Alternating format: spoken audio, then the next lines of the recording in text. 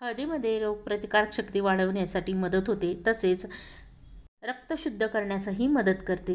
तर ह्या सीझनमध्ये हळदीचं लोणचं तुम्ही केलं का? नाही केलं असेल तर आपला हा आजचा व्हिडिओ बघून नक्की करा। चला तर मग वेळ न घालवता व्हिडिओला सुरुवात करूया। आणि हो, व्हिडिओ आवडला तर एक लाईक करायला मात्र विसरू नका। चला तर मग आता आपण लोणच्याचं साहित्य बघूया। इथे पाव किलो ओली हळद घेतलेली आहे, 1 चमचाभर बेडगी मिरचीचं कलरचं तिखट घेतलं आहे, अर्धा चमचा हळद, अर्धा चमचा मीठ घेतलं आहे, अर्धा चमचा बडीशेप घेतली, पाव चमचा मेथी दाणे घेतले, 2 चमचे मोहरी डाळ घेतली, 1 चमचा धने घेतले, 2 लिंब घेतले, 7-8 लसणाच्या पाकळ्या घेतल्या आहेत। आता सुरुवातीला आपण हळदीचे साल काढून घेऊया। वरची साल काढून घ्यायची, कारण कडवटपणा पण कमी होतो लोणच्याचा। आणि तसंच सालीमध्ये थोडीफार जर आपण धुताना माती वगैरे राहूनच जाते ना, कुठले तरी बारीक असे कण अटकलेले असतात ते पण निघून जातात। तर चला, साल काढून झालेली आहे, आता याला कट करून घेऊया। मी इथे गोल गोल करते, तुम्ही तुकड्यांमध्येही कट करू शकता किंवा किसून पण घेऊ शकता। तर आता मला तर हे सोयीचं वाटलं, 1 तुकडा घेतला, 2 तुकडे घेतले तरी लोणचं घेतल्याचं समाधान पण होईल। तर मी या पद्धतीने आता सर्व ही हळद चिरून घेते। हळद चांगली चिरून झालेली आहे सगळी। आता यामध्ये टिकवण्यासाठी लिंबाचा वापर आपण करणार आहोत, व्हिनेगरचा वापर आपण इथे केलेला नाही। व्हिनेगर वापरत असाल तर तुम्ही तेही वापरू शकतात।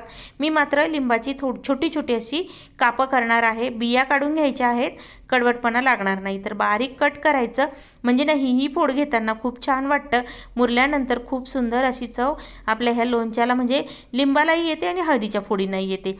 तर इथे 5-6 चमचे मी इथे तेल घातलेलं आहे, पॅनमध्ये असं तापायला ठेवलेलं आहे मीडियम फ्लेमवर। इथे बडीशेप, आपलं जे साहित्य मी आपल्याला सुरुवातीला सांगितलं सर्व साहित्य आता मिक्सरच्या भांड्यामध्ये काढून घ्यायचं आहे आणि याला थोडंसं जाडसर असं आपल्याला दळायचं आहे। खूप जास्त बारीकही करू नका, जास्त जाडही ठेवू नका। आता मसाले दळून बाजूला ठेवते। इकडे तेल छान कडकडीत असं तापून झालं आहे, गॅसची फ्लेम आता आपण बंद करायची आहे, थोडंसं गार होऊ द्यायचं।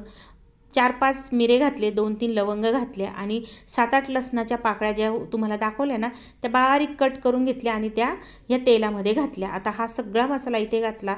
आपण हा मसाला भाजलेला नाही आहे, त्यामुळे काय करायचं, थोडंसं तडक्यासारखं कोमट झालेलं होतं हां तेल मात्र, तर तेव्हाच ह्या मसाल्यामध्ये टाकायचं। जास्त कडकडीत पण टाकू नका आणि जास्त गार पण टाकू नका। आपण तडका करतो ना पॅनमध्ये, तशा पद्धतीने आपण इथे लसूण जसे आपले फ्राय झालेत त्या पद्धतीने आपण हे तेल गरम करायचं, म्हणजे गार पण करायचं, सुरुवातीला कडकडीत गरम करायचं। तेल टाकल्यानंतर 3 ते 4 तास चांगलं गार होऊ द्यायचं, साईडला ठेवून द्यायचं आणि नंतर मग गार झाल्यावर यामध्ये आपल्याला घालायची आहेत हळदीची आणि लिंबाची फोडं। मसाला पूर्ण गार झाल्याशिवाय तुम्ही ह्या फोडी घालू नका, नाहीतर लोणचं खराब होईल।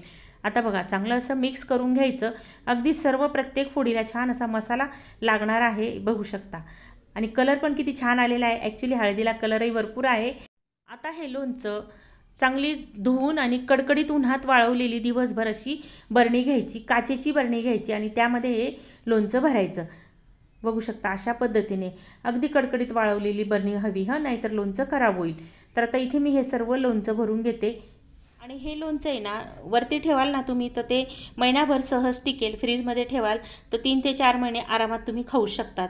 लोणचं छान तयार झालेलं आहे आणि जर तुम्हाला वर्षभर टिकवायचं असेल तर इथे लिंबाऐवजी तुम्ही व्हिनेगर वापरायचा, म्हणजे वर्षभर हमखास लोणचं टिकणार। आता हे लोणचं तुम्हाला भरलेलं पूर्ण दिसतंय, पण नंतर ना हे दुसऱ्या दिवशी थोडंसं खाली जातं, थोडं टॅप टॅप करून खाली करायचं आणि हवाबंद असं झाकण लावायचं पॅक असं, आणि 2-3 दिवस चांगलं असं त्याला हलवत राहायचं, म्हणजे तयार तुमचं लोणचं खाण्यासाठी होतं। तर हा व्हिडिओ तुम्हाला कसा वाटला कमेंट करून नक्की कळवा। व्हिडिओ आवडला असेल ना, चॅनलला नवीन असाल तर सबस्क्राईब नक्की करा।